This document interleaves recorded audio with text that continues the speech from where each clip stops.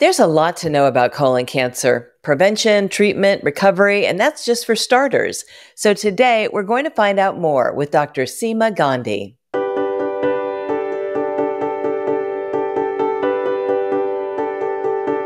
Welcome to Total Health Talks, your Cook County Health podcast, where we empower your journey to better health. I'm your host, Maggie McKay, and today we're going to talk with Dr. Seema Gandhi about tackling colon cancer. Thank you so much for being here, Dr. Gandhi. Thank you, Maggie. I'm so happy to be here with you. Would you please introduce yourself? So my name is Seema Gandhi. I'm the interim chair of our Division of Gastroenterology and Hepatology here at Cook County Health. So what exactly is the colon? What are common colon problems? So the colon is also known as the large intestine. It's kind of the last stop in the digestive process. It's where we form stool, and before we have a bowel movement, this is where our stool is processed. And the colon can be the site of a lot of digestive disorders. I think a lot of people are very familiar with certain things like diverticulosis, irritable bowel syndrome, constipation, and then namely colon cancer. And who develops colon issues and how common are they? So colon issues can actually be quite common. Irritable bowel syndrome is actually known to be in about 40% of adults, and that often affects our colon. So you may have symptoms of diarrhea or constipation. Diverticulitis is actually quite common, especially in an older population above the age of 75. But colon cancer, unfortunately, is becoming more and more common, particularly among Americans and sadly, even among younger adults. Well, let's jump in more specifically to colon cancer and the issues around there. What are the signs and symptoms, and how much do people need to worry about this in general? So here's the most alarming thing about it, Maggie, is that colon cancer, by and large, is asymptomatic.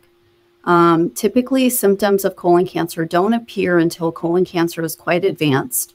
So when you're at usually stage 1 or stage 2 cancer, patients may actually have no symptoms at all, which is the most alarming thing about it. I often hear patients say, well, I felt fine. And that's the most important reason why we need to prevent colon cancer. If we wait for it to be symptomatic, it's often more advanced. Colon cancer, when it is symptomatic, can have symptoms including blood in the stool. Usually that persists, not just for one day, but often either daily or intermittently for weeks or months. You can have abdominal pain, weight loss, constipation, or even changes in the way your stool can appear. Is it preventable? So colon cancer is completely preventable. It's one of the cancers that we actually screen for. So when we do screening exams, we do exams on patients that have no symptoms at all. So think about it as the equivalent of women getting mammography for breast cancer, doing prostate exams for preventing prostate cancer. And the same is true of colon cancer. There are several ways to screen for colon cancer. I think that there are so many options that we really encourage our patients to get some type of screening just because it is a preventable cancer. And there seems to be a sense out there that colon cancer is occurring more for people at younger ages. Is that a real phenomenon, or are we just hearing more about young people? And is colorectal cancer more aggressive in younger people than those over 50? Yeah, sadly, it's not just a media bias, which sometimes we think, oh, the media are just reporting more about colon cancer, but there's actually quite a bit of data that not just in America, but in all countries, colon cancer is increasing among young patients. And we might wonder why, because when I hear that, I worry, because our recommendation actually is for patients at 45 or older to get colonoscopies that are average risk. And so when we see patients in their 20s or 30s with colon cancer, we wonder, are we screening patients appropriately? Do we have the right recommendation? There is a multitude of factors as to why patients are getting earlier cancers. In the end, we don't know the exact answer, but I think a lot of scientists are theorizing that it's related to increasing rates of obesity, metabolic syndrome like diabetes, and probably related to diet, so increased intake of meat and other processed foods that can increase our chances of cancer. And Dr. Gandhi, what are the current guidelines as to when screening should begin? You touched on it a little bit. Are there groups of people that perhaps should be handled a little bit differently? For sure. So screening, all of our cancer societies and including our societies within gastroenterology recommend everyone get a colonoscopy at the age of 45. So there are many different screening exams that your doctor may talk to you about, and that can include a colonoscopy, which I think any gastroenterologist or medical professional will tell you is the best way to screen for colon cancer. It's a procedure where we take a scope that has a camera and a light at the end. We look up someone's bottom under sedation.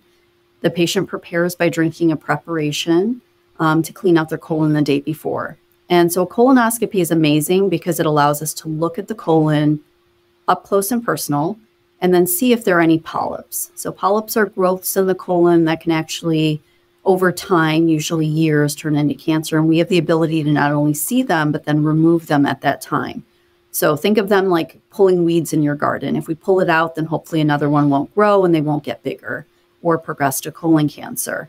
There are other tests available, like a FIT test or a Cologuard test, which are stool-based tests. So they're not as invasive, but they're also not as good at detecting cancer until it's more advanced. And I think that all of us can agree we would like to prevent cancer, not just detect cancer. And so we recommend at 45 or older, patients get colonoscopies, but then there are special situations. If you have a family history of colon cancer, a specific inflammatory condition like inflammatory bowel disease, you may need to get a colonoscopy earlier because your risk of colon cancer could be greater. And what are the screening options? Some people may feel intimidated when they hear about a colonoscopy. Are there alternatives to the colonoscopy? I mean, you just did mention a few. What are the pros and cons of choosing maybe one of those alternatives for somebody who really doesn't want to do the full-on colonoscopy? So we definitely have alternatives that are stool-based. Usually the interval that we recommend is on an annual basis. We can do something called a FIT test, a fecal immunochemical test. And it's a stool-based test and essentially looks for blood in your stool.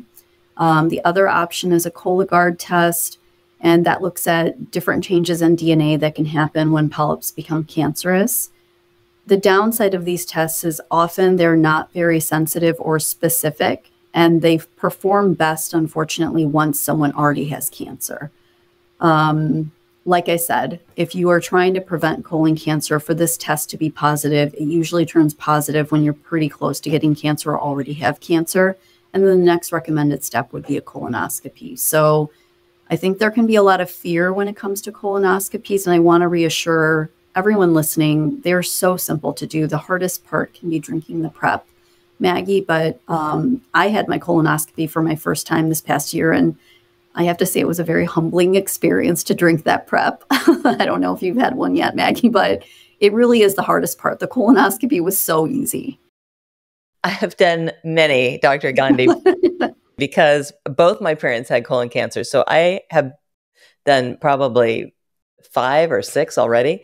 And it's true. I tell my friends, it's not a big deal. It's just drinking this stuff, you know, and it depends on your doctor. I mean, there are some who I've tried every possible option because there are different drinks you can take, but that is the hardest part. So, yeah, I think there's a lot of fear, and I want to reassure patients, like anyone who has ever had any screening exam, like a mammogram, or even after giving birth to 2 children, a colonoscopy is a walk in the park. It is so much easier than any of those things. And it's over before you know it. The best thing about it is that if you have a normal colonoscopy, you don't need to come back for 10 years. So it may be one day of uncomfortable prepping, but the peace of mind you get out of it, I think, is worth the short-term difficulty. And colon cancer, unfortunately, is the #1 cause of colon death for men under 50 and the second leading cause of cancer death for women. So that's an important number for us to remember, because this is a real cancer that happens very, very commonly in our American population. And it's very easy, I think, to stick our head in the sand and think if we don't think about it, then it won't hurt us. But unfortunately, it can. Absolutely right. Just get the screening, for goodness sake. You pretty much answered this, I think, but anything else to add if you have a family member who has had colon cancer, what you can do to make sure it doesn't happen to you, or you are more at risk of getting it, right? You are. I actually got my screening exam just because a sibling of mine ended up having a larger polyp during her colonoscopy. So that meant that my recommendation was to get it at a younger age. And I do have to get it at a more frequent interval. Because if there is a family history, you may have some type of genetic predisposition for polyps to turn to cancer faster. In general, your gastroenterologist will advise you on how soon your interval should be. And that can be depending on how many polyps they find or how clean your colon was during the procedure. I would say that there's a lot of data to show that diet and exercise have a huge impact, not only on colon cancer, but any cancer. Avoiding red meat and processed meats can actually be protective against colon cancer. But I think that in general, avoiding a lot of the risk factors that we all know are very dangerous to our health, like obesity and diabetes, controlling those things as best as possible is important. That being said, even if you have those risk factors, it's really important for you to discuss a colonoscopy with your doctor. I think everyone understands the importance of a colonoscopy, and wherever you get your colonoscopy is the best place for you to get it done. Right. Well, you just mentioned tips for keeping a healthy colon, diet and exercise, right? Basically, I mean, how often should we be exercising? Yeah, definitely diet and exercise. I think that our recommendation at this point is anywhere from 30 to 60 minutes every day, which is hard. I know I don't meet that, Maggie, but at the very least, I think being mindful of our diet and honestly keeping our weight under control is really important. I think that, as I mentioned before, it's probably the reason why younger patients are getting more aggressive colon cancers than we've ever seen in the past. And it probably does have to do with the rising rates of obesity. There's not great science that proves it, but I think that's what everyone's theorizing. And I think that it's important for us to do that healthy combination of diet and exercise to keep all of our other medical conditions as well controlled as possible. Exactly, right. It's important for everything, especially as we age. So, what is the key takeaway that people need to keep in mind as they think about this issue in their own health and that of their family? I think that the first thing I would encourage you to do is to first talk to your doctor, but also talk to your family members. I think sometimes there can be a bit of a stigma about colon cancer. And I think it's important to know if your family members do have a history of colon cancer or even polyps, because it may mean that you need your colonoscopy sooner and more frequent. But most importantly is don't hesitate to get screened. Ideally, everyone gets a colonoscopy, and I know that not everybody will for varying reasons. I would encourage everyone to get some type of screening test, even if it's a FIT test, that stool-based test I mentioned. But ideally, a colonoscopy is the best way to screen. It's the gold standard by any group of physicians you ask. And I would say don't hesitate. Often I have patients say, let's discuss it in a year, or I'm not ready to think about it, or I'm too scared to think about. And my answer is, this may be scary, but cancer is so much scarier. And my goal is to hopefully detect polyps or cancer as early as possible, because cure is possible, but the longer we wait and the more advanced cancer is when we find it, the chance of cure is so much lower. Exactly. Exactly about the scary part. It is not scary. It's just the unknown. Once you've done one, you're like, all right, so I have to drink this stuff. That's it. Thank you so much for sharing your expertise. This has been so informative, and we really appreciate your time. Thank you, Maggie. It was a pleasure. Again, that's Dr. Seema Gandhi.